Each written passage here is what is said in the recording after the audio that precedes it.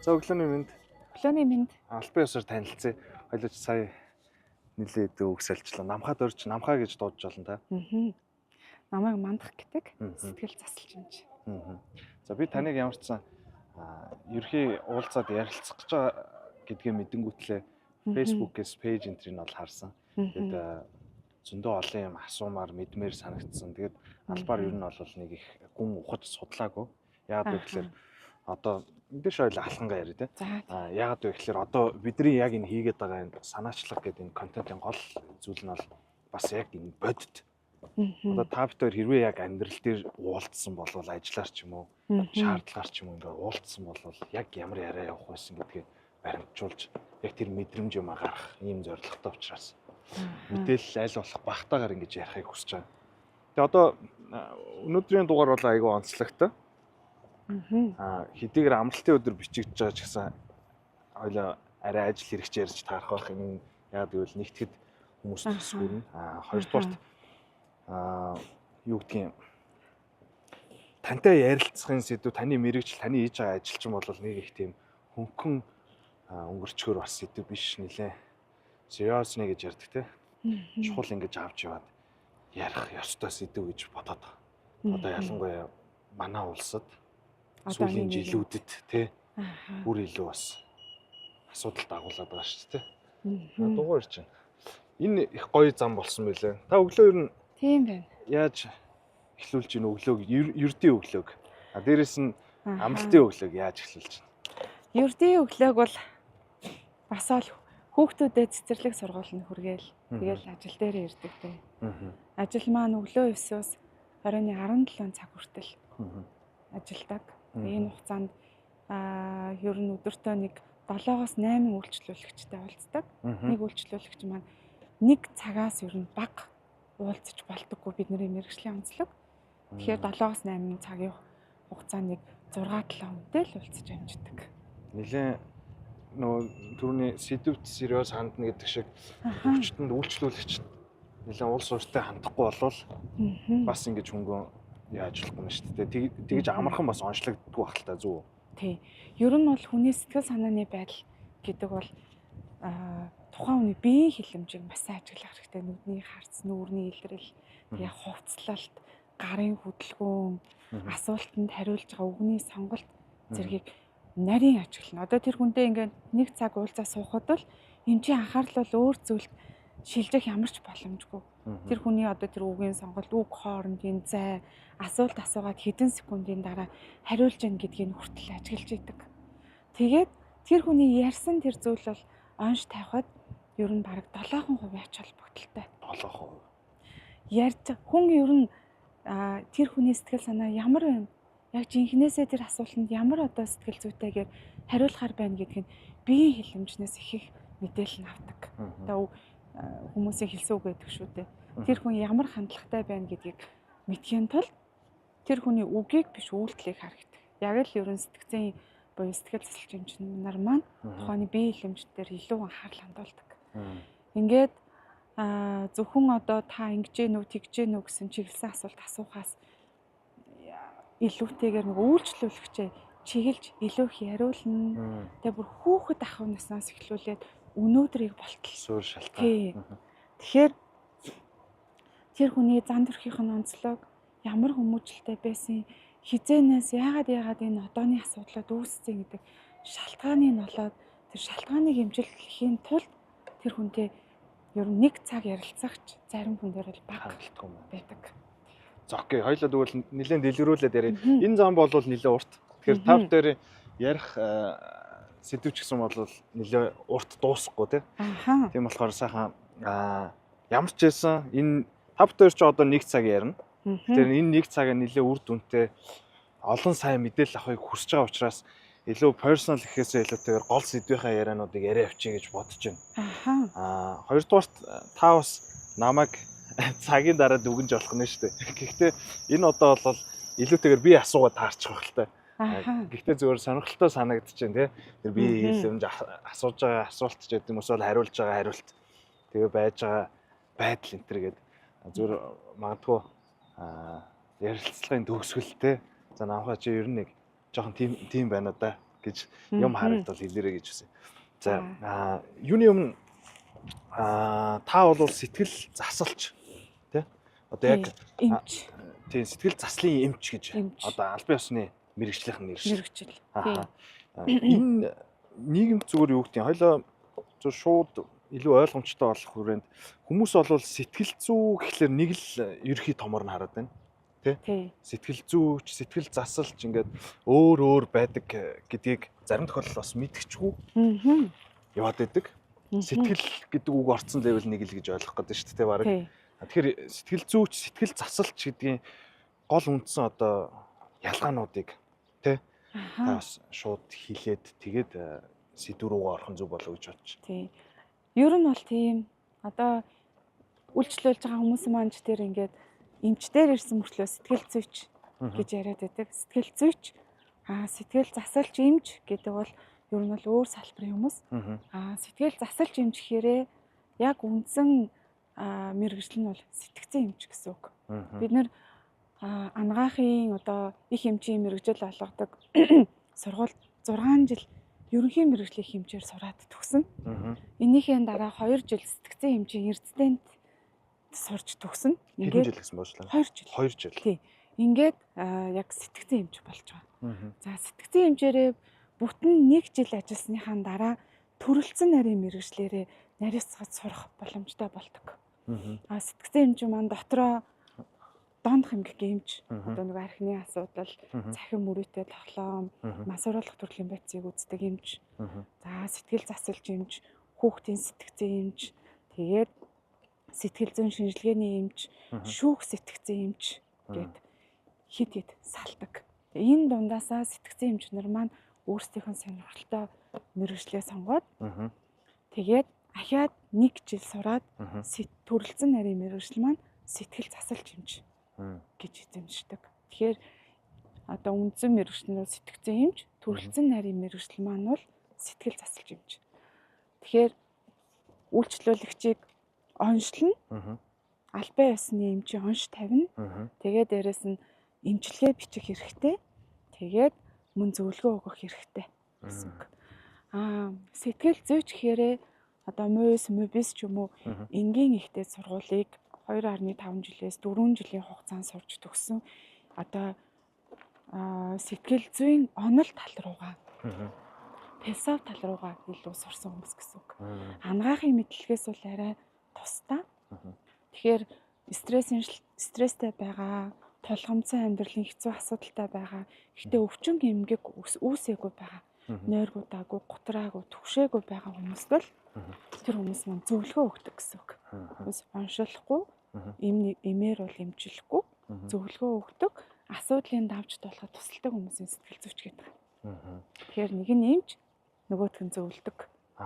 Тэгэхээр ерөөсөө миний зөв авч байгаа танаас авч байгаа мэдээллээр бол зүүрлээд зүгээр хамгийн сонгодог жишээ нь зүүрлээд хэлчихэд хуульч шиг юм байна шүү дээ. Хуульч ч юм бас ингээд ерхий эхлээд эрх зүйч болдог те. Тэгээд өмгөөлөгч юу нарийн мэрэгчлэрээ натураач юу гээл те. Тийм салдаг те. Хуульч болох уу гэл ингээд салаад бас дахиад шалгалт энэ төр өгөөл явдаг. Яг тэр жишгэрл юм байна. За бүгдэд ойлгомжтой болов гэж бодож байна. Тэгэхээр та бол сэтгэл засалч одоо сэтгэл заслын эмч гэдэг энэ мэрэгжлийг хаана эзэмшээд тэгээд анхны ажлын гараа яаж эхэлсэн одоо бас хийж байгаа хувийн эмнэлэг те энэ ажил хүртэлх карьераа нэг ерхийд нь ингээд товчхон танилцуулаад өгч. Би 2013 онд анагаахын шинжлэх ухааны үндэсний их сургууль буюу Ашусыг хүний хэмжээ мэргэжлэр төгссөн. Энэний дараа Америкийн нэгдсэн улсад UCLA Extension-д 1 жил сурсан. Энэ бол сэтгэл судлалын чиглэлээр. Яг миний нөгөө эмч биш, сэтгэл судлал буюу сэтгэл зүйчтэй төстэй Extension сурсан. Тэгээд үүнийхээ дараа 2014 оны эхлүүлээд 2022 он хүртэл сэтгцэн эрүүл мэндийн үндэсний төвд сэтгцэн эмч, сэтгэл засалж эмчээр 8 жил тасралтгүй ажиллаад тэгээ 2 жилийн өмнөөс эхлүүлээд өөрийн одоо стресс шинжилгээний асуудлыг хэвтэн эмчлүүлдэг эмнэлэгтэй болоод тэгээд 2 жил ажиллаж байгаа. Ер нь бол та Америкт байхдаас мэдрэмжүүдийг авсан байх. Ер нь бол угаасаа аль ч зүйл дээр, аль ч салбар дээр Америк бол зайлшгүй дурддагддаг л кейс жишээ байдаг л да тий. Яг тэгэхээр яа харахгүй бас арчилсан нийгэм энэ тэр улсын онцлогоос хамаарат одоо юу гэдэг жижиг гэлтгүү нарийн деталийн ойлголтууд юмнууд дээр илүү ач холбогдлоо төгжүүлсэн байж байгаа. Тэгэхээр яг танаас салбар дээр ч гэсэн тийм л байж таарч байгаа. Тэгтэл яг Монголд ирээд ингээ харангуут Монголын нөхцөл байдал яг таны одоо мэрэгжилтэй холбоотой одоо таны мэрэгжил буюу таны үйлчлүүлэгчтэй болох энэ хүмүүс ч гэдэм үү эдгээр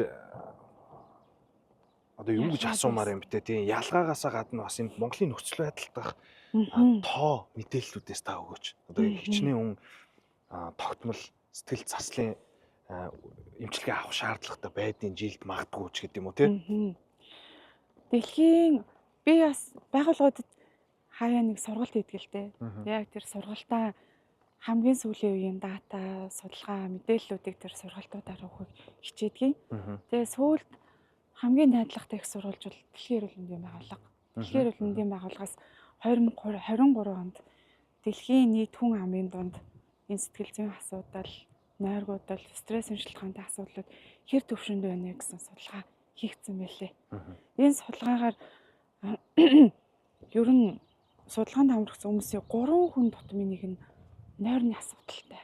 2 хүн тутмын нэг нь сэтгэлийн стрессийн түвшин өндөртэй, стрессийн шалтгаантай сэтгэл гутрах, түгших, мэдрэлийн харахад ядаргаа зэрэгт бол өртсөн байна гэсэн үр дүн гарсан. Нилээн дээхэн хийгдчихсэн судалгаа бас Дэлхийн эрүүл мэндийн байгууллагын судалгаа. Дэлхийн нийт хүн амын 99% нь сэтгэл зүйн ямар нэгэн асуудалтай. Энэ нь сэтгцийн өвчтэй гэсэн үг биш л дээ. Стресстэй байх магадлалтай гэсэн үг. Монголд харин ер нь анагаахын салбар дундаа нилээн олон хүнийг буюу 11 мянган хүнийг хамруулсан 10 жилийн турш хийгдсэн сэтгцийн зовлон тохиолдох эмгэгийг илрүүлэх гэдэг юм судалгаа хийгдчихсэн. Энэ судалгааны үр дүнгээр бол нойргуултай хүмүүс бол тэр судалгаанд хамрагдсан 4 мянган хүний 11 мянган хүний чинь 16% нь нойргуудалтай буюу архаг нойргуудалтай 3 сараас дээш хугацаар үргэлжилсэн. 17.2% нь стрессийн түвшин өндөр буюу гутрал түгшилтэнд өртсөн гэсэн судалгааны үр дүн гарсан. Тэгэхээр Монгол хүмүүсийн одоо 17.1 хүн гэдэг чинь нэг 3-4 хүний нэг нь бол стрессийн түвшин өндөртэй асуудалтай байх магадлалтай гэж гарч байгаа. Ер нь бол тоонуудын сонсголоор нэлээ өндөр сонсогдоод байна. Тэгээд яадгүй гэхээр одоо сүүлийн үед бол Дэлхийн эрүүл мэндийн байгууллагаас гаргаж байгаа энэ судалгаануудаас харахад нийгэм хөгжих тусам, шинжлэх ухаан хөгжих тусам, анагаах ухаан хөгжих тусам, бид нэр илүү хотчих тусам бие махбодын өвчлөлийн тохиолдол буурна. Яг тэр шинжлэх ухаан хөгжиж байгаа. Харин хотчих бид нар завгүй болох тусам стрессийн түвшин дагаад нэмэгдэнэ. Үүнийгээ дагсан энэ нойрны хямрал, стрессийн шалтгаантай хямралууд бас ахих магадлалтай гэж байгаа.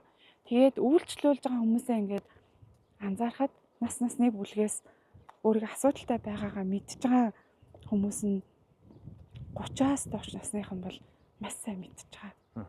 Авж байгаа мэдээлэл ихтэй учраас би тийм асуудалтай байна. Тэгээ бас үе хоорондын жоохон ялгаа байна тийм.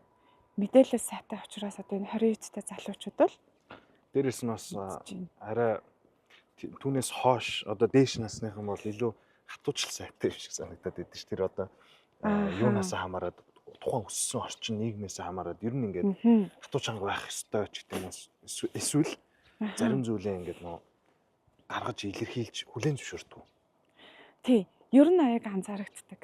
50 гараал 52 3 болоо л эхлэхээр хөвчлэн одоо хүүс хамаарахгүй эрэгтэй эмэгтэй хүмүүс маань стрессийн шалтгаантай нойргуулт өртсөн, стрессийн түвшин нэлээд өндөр болоод төгссөн 50 гаруй насны хүмүүс их орж ирдэг. Яагаад тэр хүмүүс 50 гарахаараа хөвчлэн өвдөд байна гэхээр 20 хэдэн нас, 30 хэдэн наснаас эхлүүлээд амьдралын, ажлын стрессүүдийг огт гадагшлуулаагүй. стресс гэж зүйл байдаг ч гэж мэдээгүй. Сэтгэл гэдэг зүйл маань байдаг ч гэж мэдээгүй. Өвднөх юм бол би махбод л өвдөн. А түн сэтгэл өвддөг. Би хямраад байна, миний сэтгэл ийм байна гэдэг талаарх ойлголт бага байгаагаас болоод бүр нэлээд хямраад түгшээд зүрхэнд илсээд дарлан дээшээ доошоо хэлбэлзээд бие маань өвдөд эхлэхээр энэ одоо юу болов вэ гэж сэтгэл рүүгээ анзаарч эхэлдэг. Тэгээд сэтгэл нь илэрхий одоо өвдсөн түгшүүртэй хүн ороод ирэхэд таны сэтгэл санаа ямар байна гэхээр сэтгэл ямар байна, юу гэсэн үг үү гэдэг ч юм уу, гайгүй л байгаа штэ гэдэг ч юм уу. Яг ямар мэдрэмж төрж ийн гэхээр мэдрэмж гэдэг үгээ ойлгохгүй ч юм уу. Ийм тохиолдлууд бас их гардаг. Тэгэхээр хинч байсан, ямар ч боловсралтай, ямар ч ажил төрөл хийдэг байсан бүгдээрээ л адилхан стрессийн асуудалд өртөх магадлалтай. Тэрийг гадагшлуулдаг, сэтгэлээ мэдэрдэг, нээлттэй төрлийн хүмүүс л тэр хурааж хөрөмтлүүлдэг. Интроверт төрлийн дотгошоогоо сэтгэлээ яагаад гагаач сайн ажиглахгүй байгаа хүн л стрессын шалтгаанд асуудалд өртөөд байдаг та. Одоо ер нь яг тантай ижил төрлийн эмч Монголд хэд вэ? Мэдэгч байгаас гэж асуух юм болоо тий. Ер нь бол жил болгон намартаа шинэ резидент эмчнэр бол сураад төгсөж байгаа. Тэгээ өнгөрсөн намрын та баримтыг харахад бол яг Монголын хэмжээнд бол 166 сэтгцэн эмч байна. Тэр сэтгцэн эмчнэр манаас дотроо салаад задарч байна тий. Тэгээд тэр 166 эмчийн маань ихэнх хувь нь сэтгцэн эрүүл мэндийн үндэсний төвд ажилладаг. 80% эмчнэр. Тэгээд бүх 21 аймагуудад 2-оос 3 сэтгцэн эмч ажиллаж байгаа. Дүүргүүдэд мөн сэтгцэн эмчнэр 1 юм уу 2 сэтгцэн эмчнэр ажилладаг. Тэгээд цөөн хэдийн эмч маань хуваарь ажиллаж байгаа да. Гэвчлэн хуваарь ажилладаг эмчнэр маань донтох эмгэг чиглэл рүүгээ илүү бүлгүй ажилладаг. Донтох дотор одоо жишээлбэл арх согтууруулах нь да. Тий, архины асуудал. Ер нь л архины асуудал руугаа л зохилдог үү тий. Зохилдог. Сүүлийн жилүүдэд бас залуучуудын дунд гараад байгаа цахим мөрөөдөө тоглоом. Энэ тал руу бас ажиллаж байгаа хэд хэдэн эмчнэр байгаа. Окей. Эднэр дээр бас танаас санаачлаг сонсноо. Ер нь одоо болохгүй байгаа энэ ч болохгүй байгаа асуудлууд шүү дээ тий. Тэгэхээр санаачлаг сонсноо. Харин та бол одоо бидний хэлж сурсан бол шар хад шүү дээ тий. Шар хадад олон жил ажилласан байна. Тэгэхээр ер нь шар хадад ажиллаж явах нэг өдөр ер нь яаж өнгөрч байна? За яг бодож сэтгцэн эмч бол яг бусад эмчнээс хүнд нөхцөл гэж явдаг. Хүнд нөхцөл гэж явдаг болохоор бусад одоо доторын ч юм уу, мэслийн ч юм уу эмчнэр маань 8 цаг ажилладаг бол сэтгцэн эмчнэр маань стандартаар 6 цаг ажилладаг. Өглөө 9-өөс 3 цагийн хооронд ажилладаг. За энэ хугацаанд бол бас 10 тасагтай сэтгцэн эрүүл мэндийн үндэсний төв маань эндээ асрамжийн 2 тасаг байдаг. Одоо ар гэр маань одоо ах боломжгүй хүмүүс гэсэн. Тэгээ яг үндсэн сэтгцэн өвчтэй хүмүүсийн эмчлүүлдэг тасаг буюу нэг хурцын тасаг гэж ярьдэн штэ. Тэр тасаг маань бол дүүргээр хуваагдсан 6 тасагтай. Тэгээд мэдрэлийн ядаргаа невроз эмчилдэг 2 тасаг байдаг. Донтох эмгэг 1 тасаг байдаг. За тэгээ яаралтай үзлэмжийн тасаг гэх нийтдээ 10-аад тасаг байдаг юм аа. Тэгээ тэр аль тасагт ажиллаж яах гэдгээс хамаарат эмчнэрийн өнгөрүүлэх өдөр өөр ажиллах юм. Бид нар бол одоо ингээд бүгдээрээ сэтгцэн эмчнэр болохоор жилдээ нэг удаа сэтгцэн эрүүл мэндийн үндэсний төв эмчнэр ингээд тасаг солигддог. Амбулатор дээр гаднаас ирсэн хүмүүсийг үздэг эмчийг нэг жил хийсэн бол дараагийн жил өөр тасаг дээр, нэг тасаг дээр байсан бол дараагийн тасаг дахиад өөр тасаг дээр ингэж солигдож ажилладаг юм аа. Тэгээд 9-өөс 3 цагийн хооронд за хэрвээ амбулатор эмч авах юм бол нэг хүнийг 10 минут үзнэ. Тэгээ 10 минутын одоо 10 минутаар ингээд тасралтгүй өглөөс 3 цаг хүртэл хүмүүс үзнэ. Тэгээ тэр хүмүүс дандаа бол сэтгцэн үндсэн асуудалтай хүмүүс ч ирнэ. Стрессийн шалтгаантай асуудалтай хүмүүс маань ч ирнэ. Донтох эмгэгтэй хүмүүс маань ч ирнэ. Бүх хүмүүс 10 минутын дотор Хувцлаг хийгээд зөвлөгөө өгөөд дээрэс нь имийг нь бичих шаардлага зайлшгүй гардаг. Тэрнээс яг 10 минутад үзлэг хийнэ гэдэг бол яг тэнд ажиллаж байгаа хэмжээний хувьд бол ер нь нэлээд богино хугацаалтай 10 минутад хүний сэтгцийг одоо онцлоод имчилгээ зөвлөн гэдэг бол та түрүүн хэлжсэн шүү дээ. тий. Цаг ер нь бол заримдаа багтдаг. Тий. Гэтэ одоо тэр юу гэдгийг бидний нөгөө capacity гэж ярьдэн шүү дээ. Одоо байгаа боломж чадах нь л тэр байна гэсэн үг үү? Өөрөөр хэлбэл сэтгцийн эмч цөөхөн биш тий. Цөөхөн байгаа. Дээрэс нь үйлчлүүлэгчид олон байгаа. Эмнэлэг цөөхөн байна. Тий. Хүчин чадал бага байна. Тий. Нийтдээ ер нь яг шар хаданд нэг дор гэдэг юм уу тий? Хичнээн өвлөж авах чадaltaй. 500 гаруй хортой гэж яригддаг баха. 550 гэдэг билүү? Одоо тэгэнгүүт нөө өөр эмнэлгийн асуудлууд ярина. Ялангуяа хувийн эмнэлэг цөөхөн гэсэн шүү дээ. Тэгэнгүүт чинь та бүхэн нөгөө ярьдаг тоогоо бас бодъё л доо тий. 3.1, 2.1 ч гэдэг юм уу. Тэгээ 17, 10 өдөө гэх тий. Тэр тоонуудаа бодоод за ер нь юу гэдгийг нэг юм тэндээс мэдээж эмнэлэгт хандж байгаа нь гэл ингээл дахиад фильтрлэгдэл явна л да.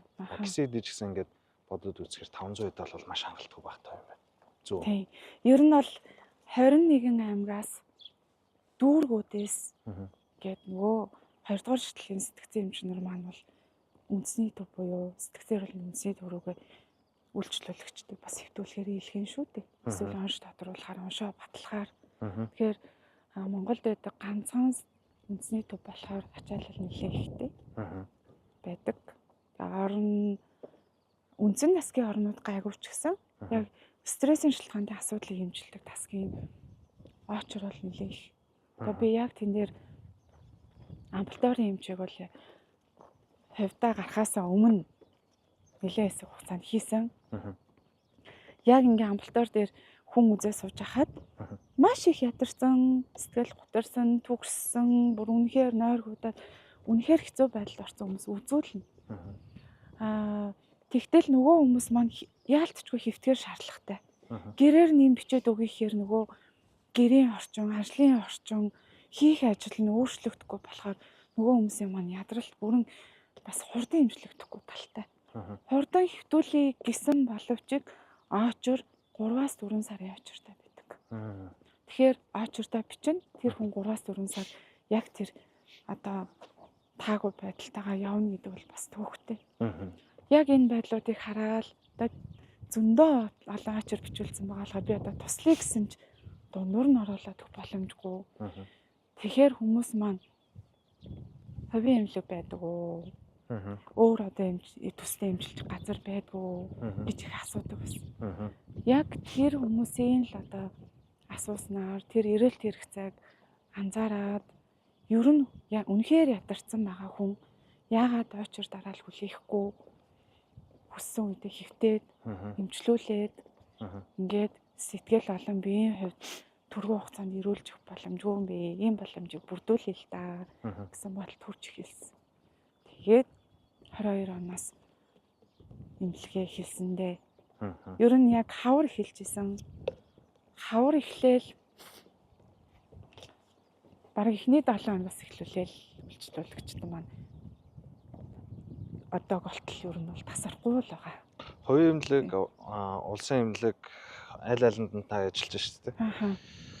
Ингээд харахад гол ялгаа нь юунд байх шиг байна. Магадгүй яг нөө зорж ирж байгаа үйлчлүүлэгчдийн зан төлөв өөртөө анхаарах байдал нь өөр байна уу ер нь. Мэдээж хувийн эмнэлэг зорж байгаа хүн бол өөртөө илүү их анхаарах гадах шиг байна. Магадгүй дээрэс нь илүү хүндэрсэн байх гэдэг нь ер нь яаж байна? Үйлчлүүлэгчдийн маань бид нар чи ер нь бол бусад мэрэгжлийн эмчнэрийг бодох юм бол нэлээд стрессийн түвшин өндөртэй, цочрондгой, эмзэг болсон хүмүүстэй харьцдаг. Гэр бүлийн хүрээндч тэр ажил хамт олонны найз нөхдийн хүрээндч тэр ер нь ингээд нэг хүмүүстэй таарамж тохиромжгүй болсон, амархан уурлаж бухимдах гад байдаг, нэлээд юм өөнд мэдрэг болсон хүмүүстэй л ажилладаг та. Тэр хүмүүс маань улсын эмнэлэгт ажилладаг байхад бас гайгүй байсан юм байна гэж анзаарсан. Эмчтэйгээ харьцагтаач тэр нөгөө үйлчлэгээ авахтаач тэр гайгүй улсын эмнэлэг. Яг хүмүүс маань төлбөрөө төлөөд ингээд хувийн эмнэлэгт үйлчлэгээ авахаараа арай илүү илүү ихлэх гэдэг байна. шаардлага тавьдаг. Тийм. Баг зэрэг ингээд нэг шүүмжлээд багахан юм хэлэх юм бол тэгээд Эмзэг байгаа тийм дээрээ эмзэг байгаа дээрээ маш чочмог хүлээж авдаг. Тэгэхээр хувийн эмнэлэгт ажиллах нь бол илүү анхаарах, бүр илүү харилцаа хандлага, хэлж ярих үг, нүдний харс, нүрийн илэрлэл бүх юм дээр анхаарахгүй бол илүү асуудалтай санагдаад байгаа.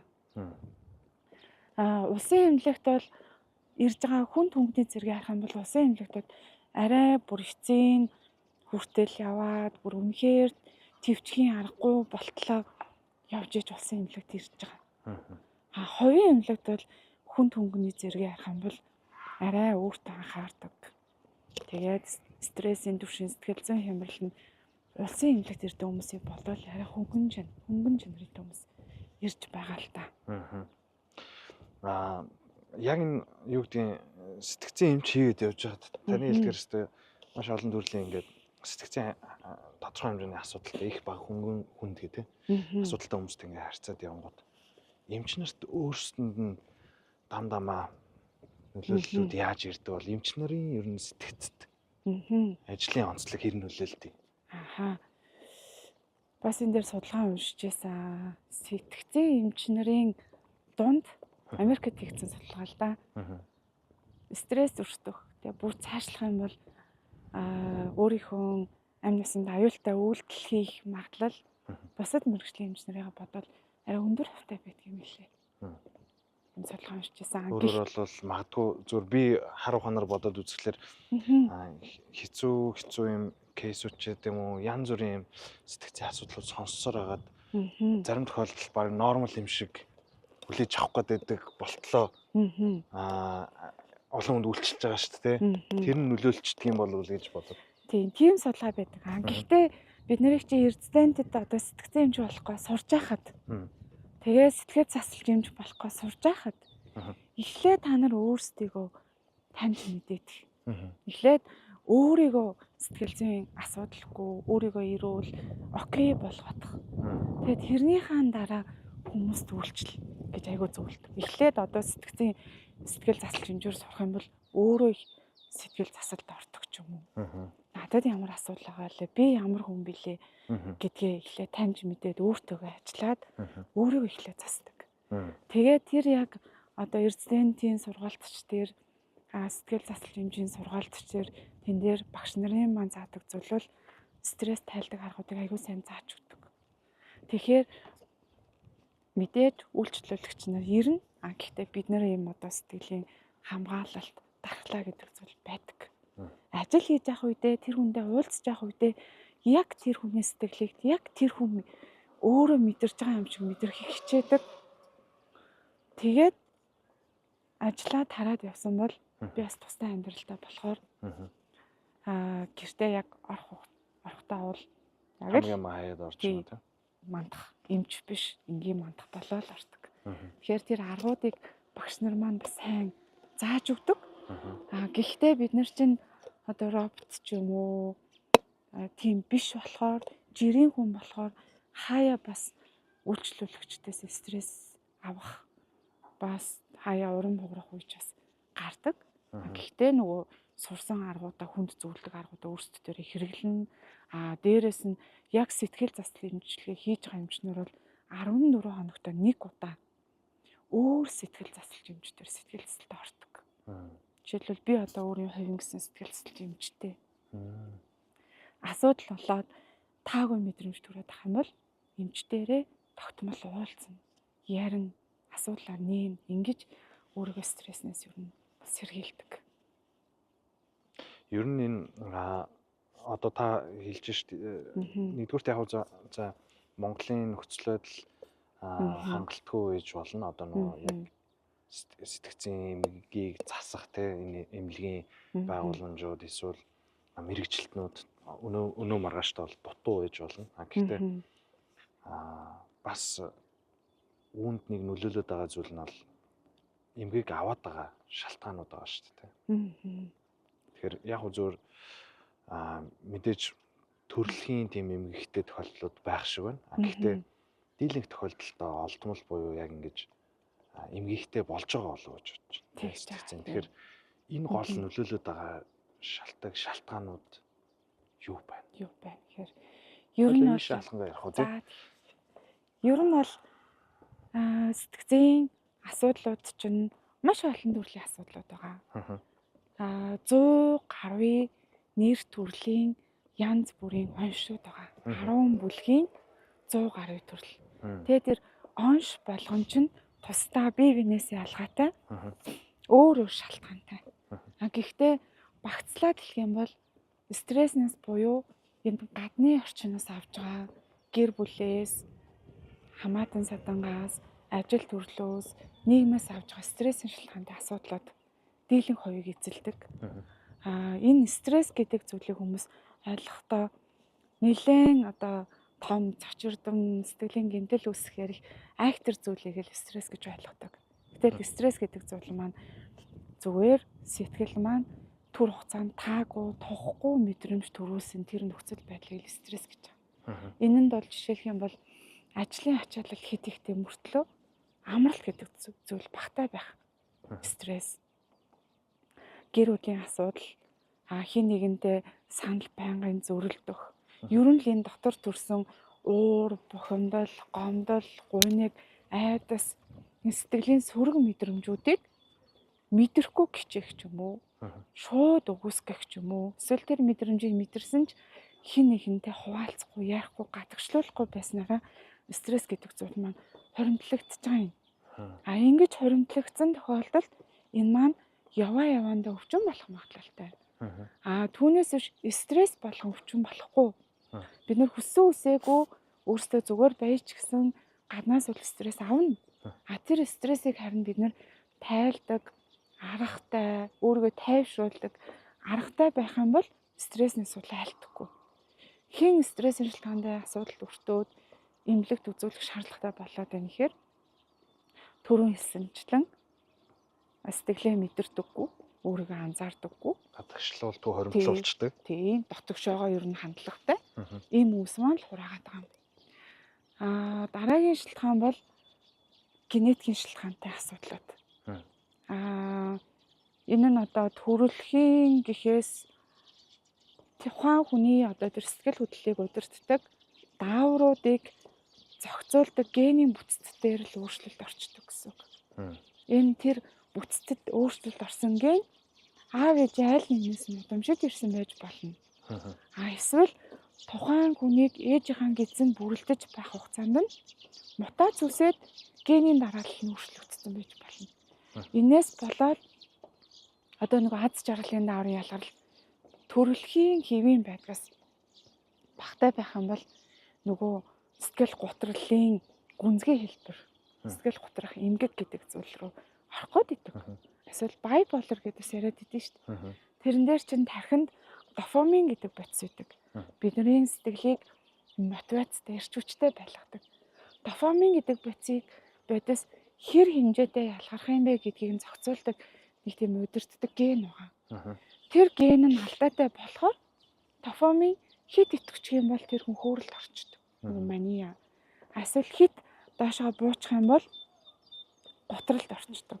Тэгэхээр тэр ген гэдэг зүйл бол дааврын зохицуулгыг удирддаг ген дээр өөрчлөлт орохоор генийн шалтгаантай тийм хямрал үүсээд идэг.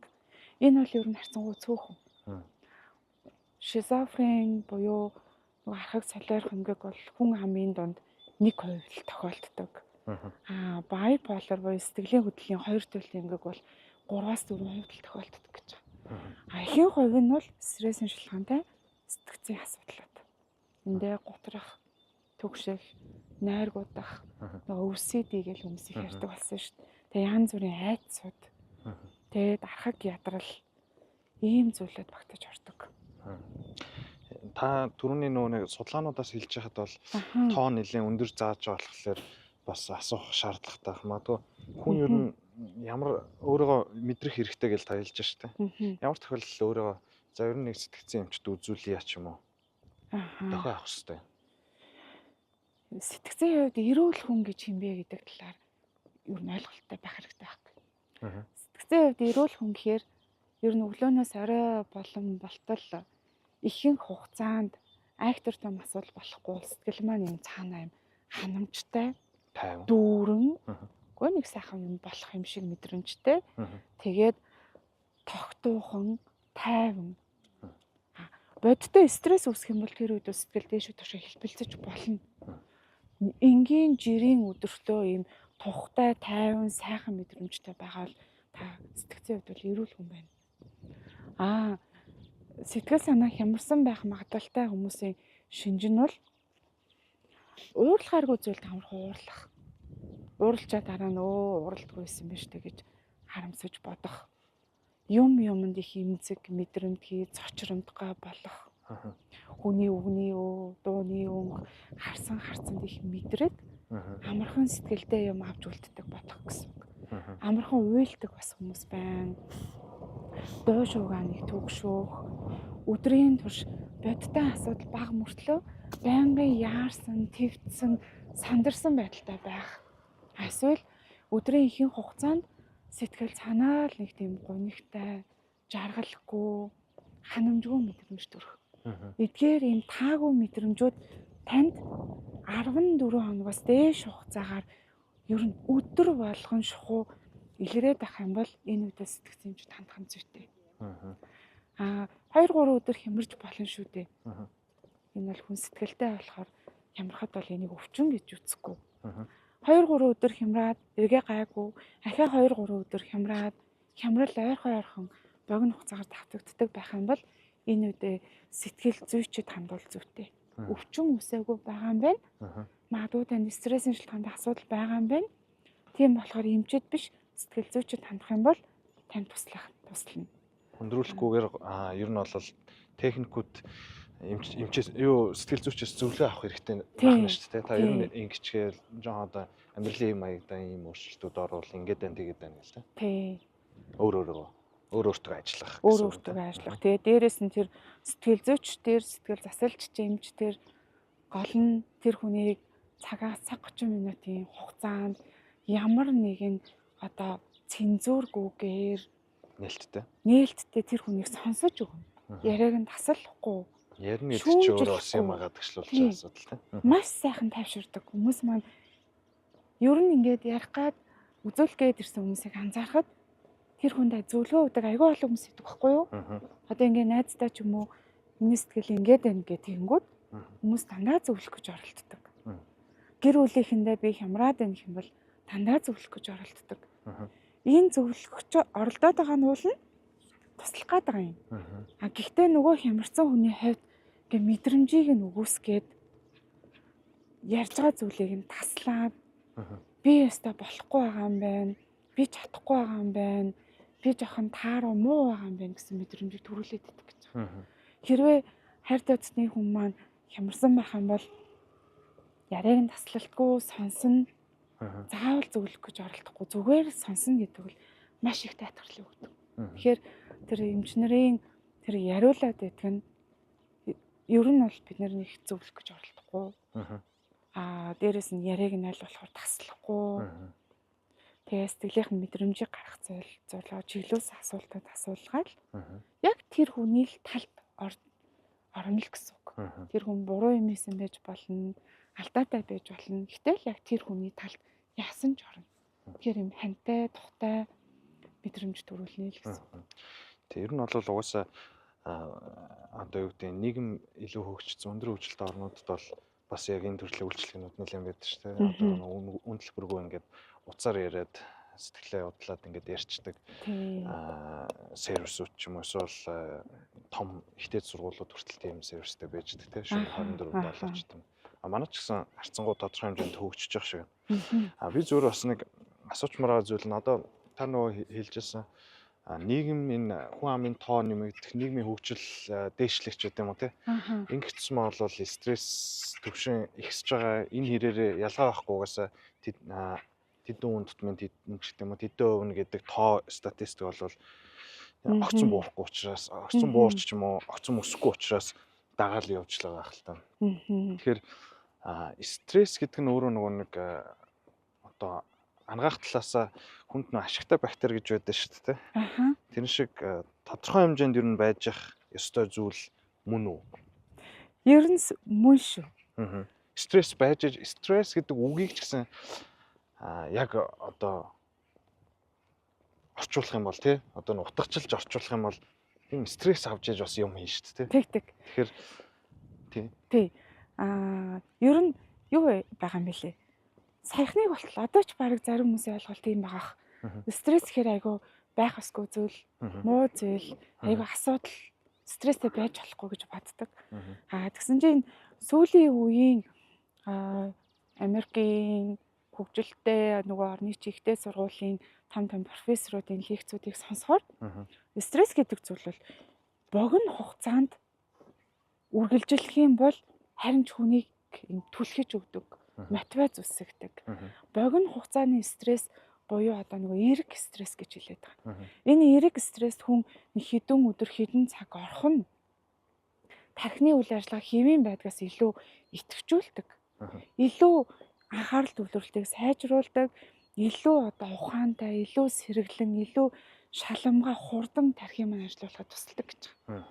Нөгөө харин стресс чинь 6 сараас дээш хугацаагаар биднэрт ингээд нөлөөлчих юм бол тэр нь харин сүрэг стресс болж ирж байгаа. Стресстэй байна гэдэг чинь нөгөө их тархин дээр маань одоо тавгүй бодлоод төрнө. Ингээ стрессийг мэдрэнгүүт хүний бөөрийн дэд булчирхаанаас кортизол, адреналин гэдэг дааврууд ялхарна.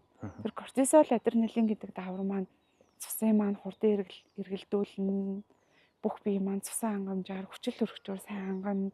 Илүү хүчтэй, илүү сэргэлэн тархи маань одоо идэвхжүүлж өгдөг. Одоо нөгөө уулнаас уруудах цасан бөмбөгтэй ерөн төстэй. Удаан үргэлжлээл хам бол стресс улам томроод нэмэгдээд. Тэгээ нөгөөх маань эмгэг болох магадaltaй болохоос ш 6 сар доторх асуудлууд гайгүй.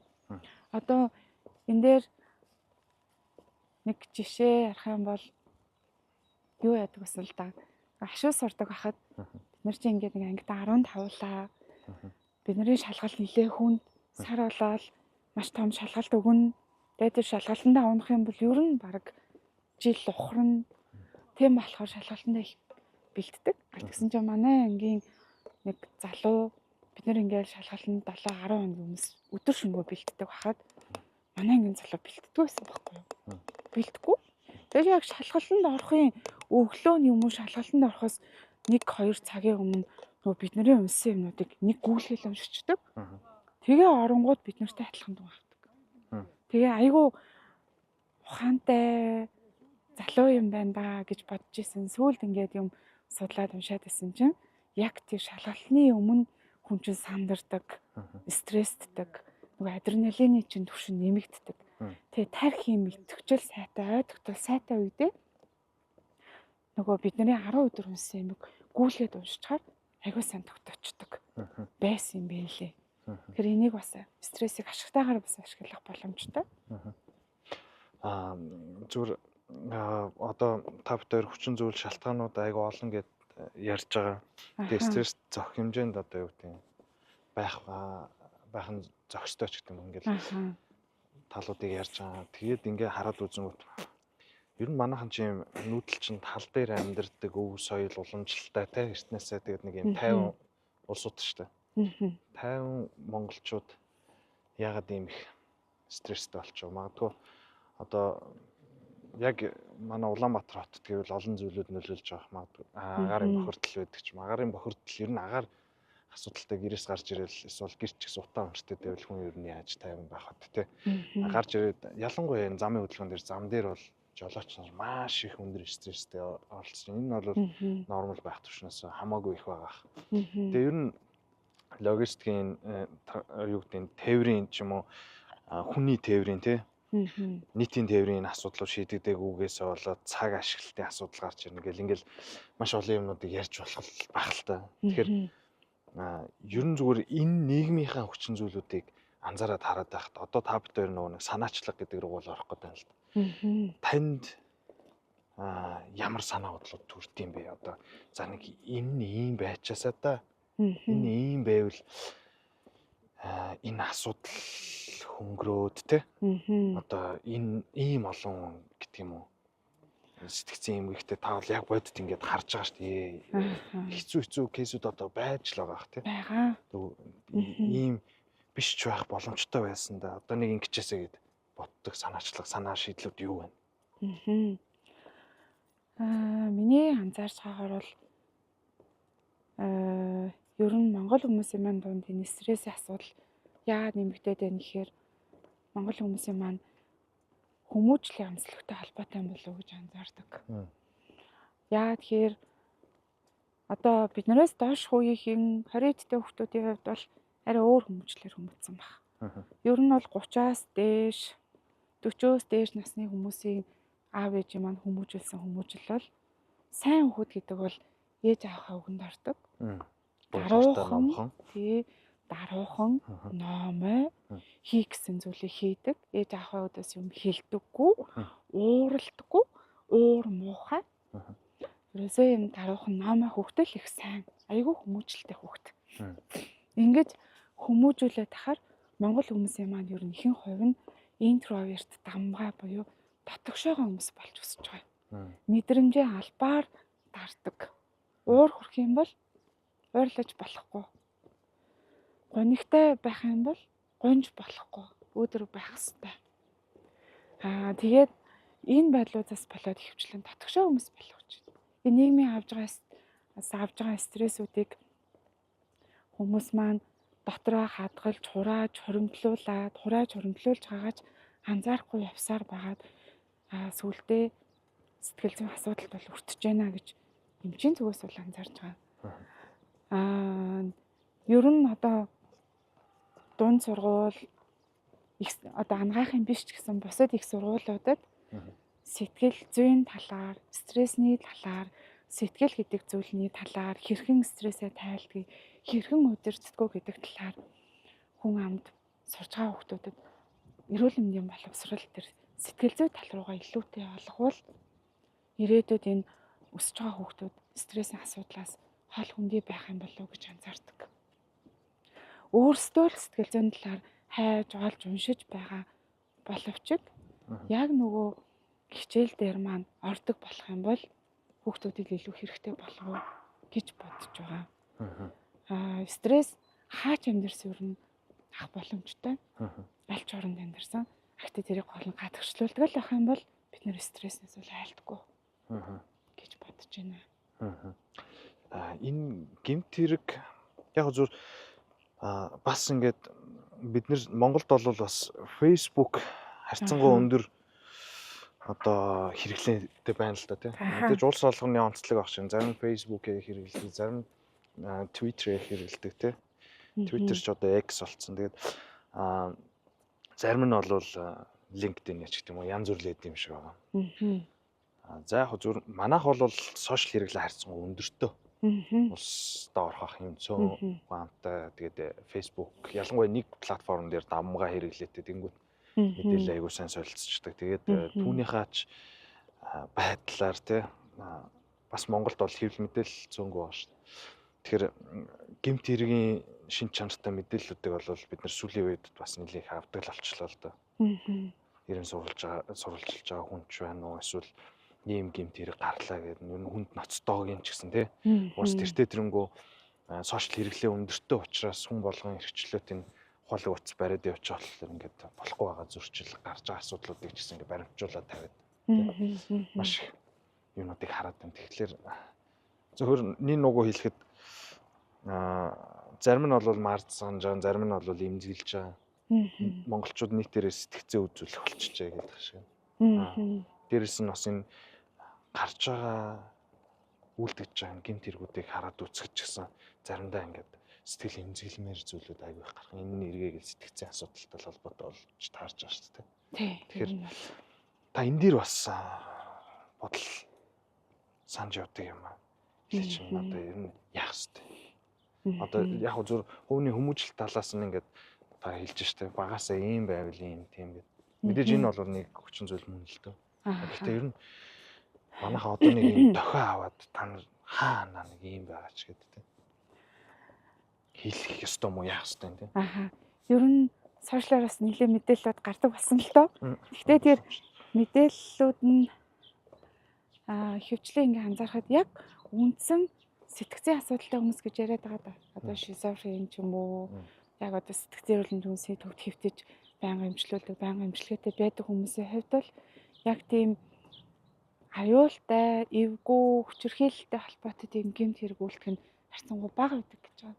Аа за. Яагаад тэгэхээр нөгөө үндсэн сэтгцийн өөрчлөлттэй хүмүүс маань удаан өвдөд ирэхээр явандаа хөдөлмөрийн чадвар алдалтанд хүрдэг. Тэгэхээр тэр хүмүүс маань зөвхөн өөрийнхөө бодол санаа, өөрийнхөө л ертөнцид амьдардаг болохоор гадны хүмүүст одоо аюултай гэмт хэрэг хийх нь харьцангуй бага. Энэ гэмт хэрэг хийгээд эвгүй сэтгэл төрүүлэхээр асуудлуудад орооцолтоод байгаа хүмүүс маань ер нь бас судалгаануудаас харахад сайкопат буюу психопат одоо зам төрхийн бие хүний эмгэгтэй хүмүүс маань хөвчлэн им хүнд ноцтой гэмт хэрэгт үйлдэл тагш байгаа. Бидний дунд бол зөндөө байгаа. Яг сэтгцийн өвчтэй хүн үү гэд эмнэлэгт үзүүлэх үү гэхээр бол үгүй. Өөр төрөл болчихлоо чинь тийм. Бидний дунд ажиллаа хийгээл амьдрал ингээ явж байгаа. Гэхдээ арай илүү содон зан төлөвтэй асуудалд их цочмог гор ханддаг. Тэгээд тэр нэг хүнлэг сэтгэл жоохон төрөлхийн багтай Мухаар хэлээд жоохон гаж буруу. Тийм. Ийм хүмүүсийг одоо нөгөө сайкопат буюу бие хүний эмгэгтэй хүмүүс гэж хэлдэг. Эдгээр хүмүүс л голчлон юм асуудал үлдээд авч байгаа. Тэгээд сэтгцийн эмчнэрийн хувьд ярьдаг зүйл бол сошиалоор ингэж их мэдээлэл тараах маань угаасаа стрессийн түвшин өндөртэй байгаа хүмүүсийг улам ямраадаг. Тэр мэдээллүүд одоо магадгүй урьдчилан сэргийлэх гээд хүмүүст анхааруулах гад одоо нийтэд дэлгдэг гэж магадгүй. Гэхдээ үзүүлэх гээд ирж байгаа хүмүүс тэр мэдээг уншихаараа л зүрх нь нисчдэг. Тэр мэдээг уншихаараа л айчдаг.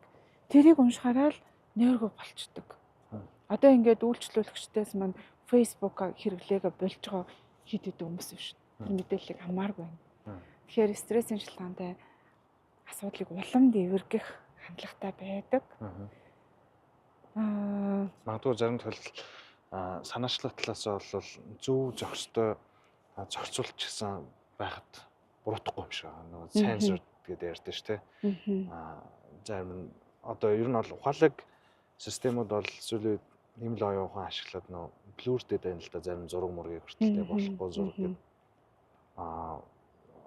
Яг дотоодын хэрэглээгээ дотоодын иргэдийн онцлогт магадгүй тааруулъя гэвэл тийм шийдэл ч гэсэн байж болох. Гэхдээ энэ бол нэлээд судалгаатай хандгал асуудал баг л та. Тэр нөгөө нэг тав дээр ийм хөнгөн яриан дундаас ч гэсэн би бас нөгөө ойлголтоо илүү лавшуулж авч штеп. Хоёр өөр асуудал ш сэтгцэн би юу та дахиад хэлээд өгөөч. Би нөгөө психопат сайкопат уу? Тийм сайкопат. Би хүний эмгэг.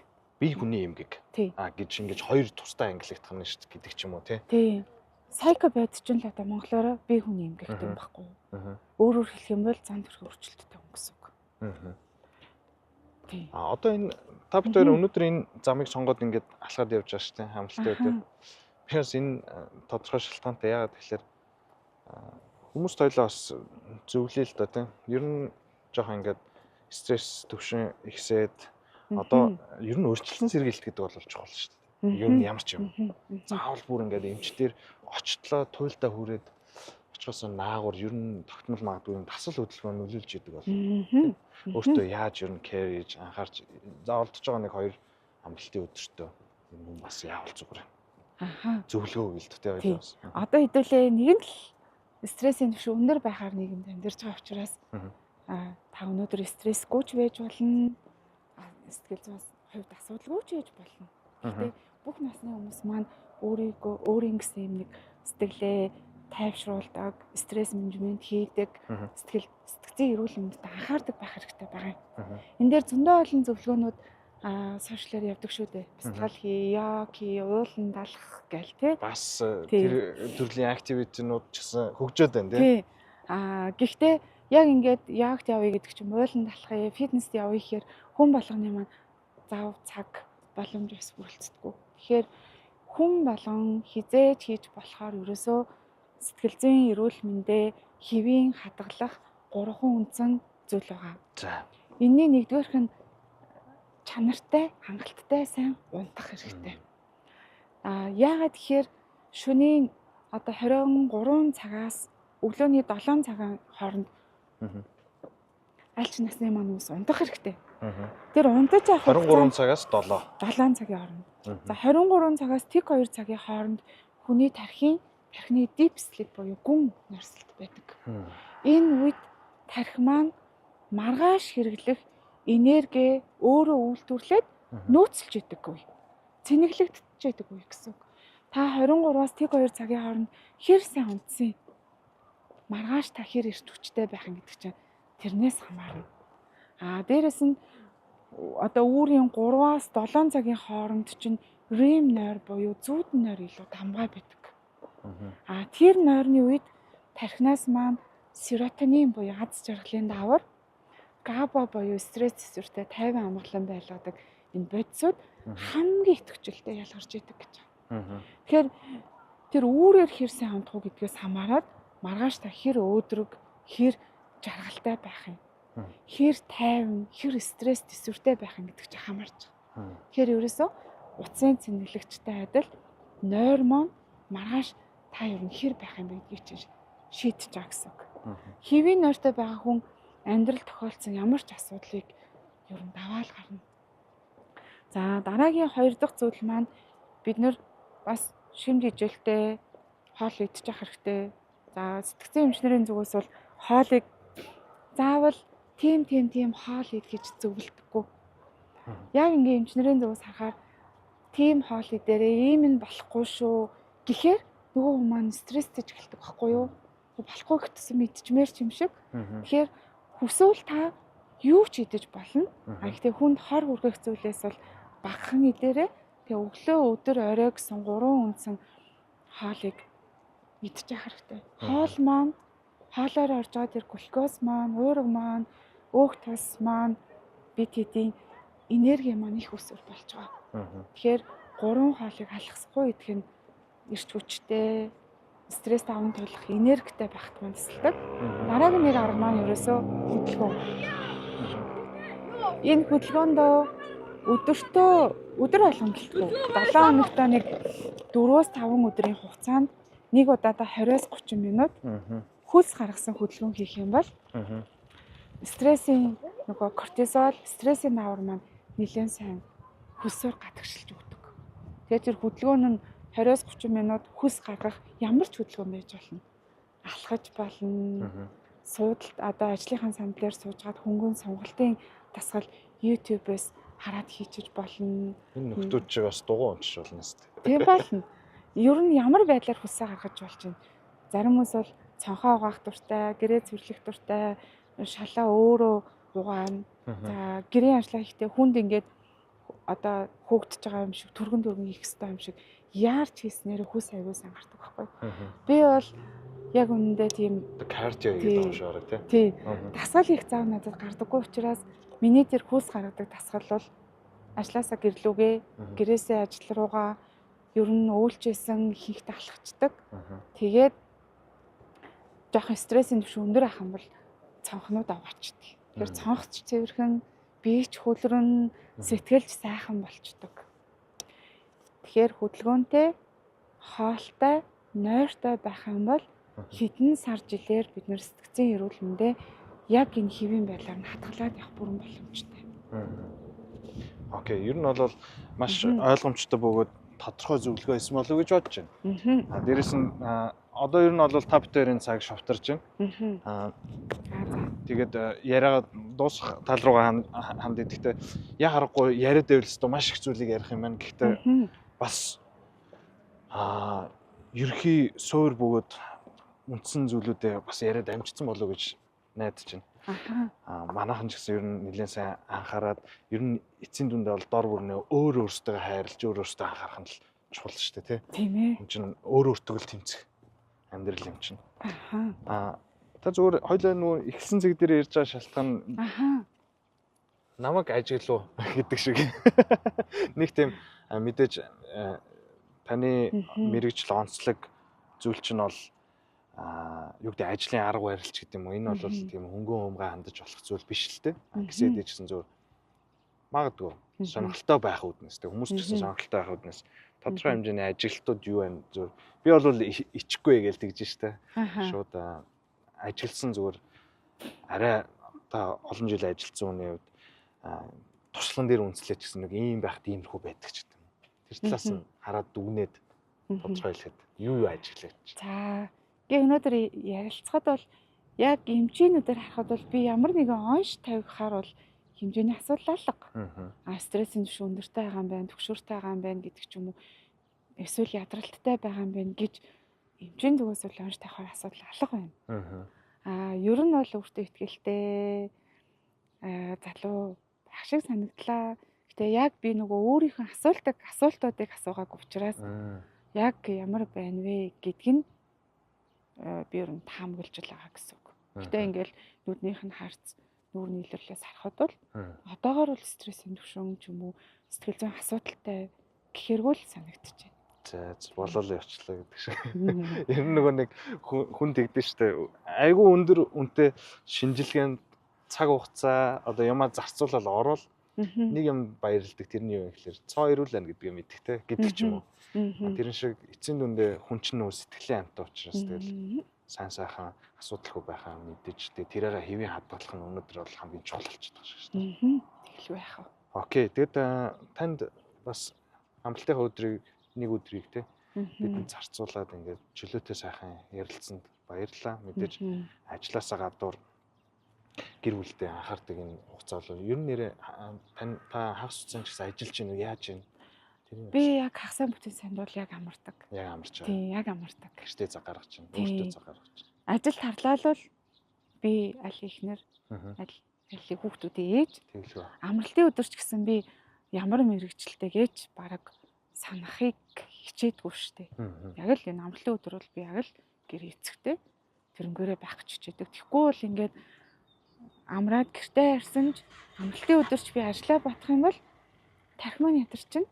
Тийм болохоор ажил хийж байгаа үедээ би ажиллаа хийн, амарч байгаа үедээ амардаг. Тэгжээж л тэр олон хүний асуудлыг сонсоод ирчүүчтэй ажиллах хэрэгцээ. Ирчүүч гардаг бах та. Тэгэл байх уу.